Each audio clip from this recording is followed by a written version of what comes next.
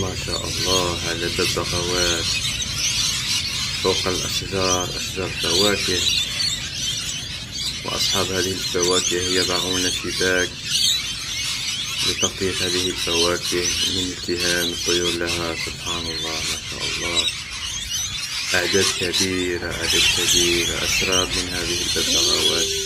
إذا كنت تعرف نوع هذا الببغاء فاكتب لنا في التعليق فضلا منك لمعرفة أي نوع، ولو كانت في بلد عربي مثلا ماذا كان سيحدث لهذه الطيور.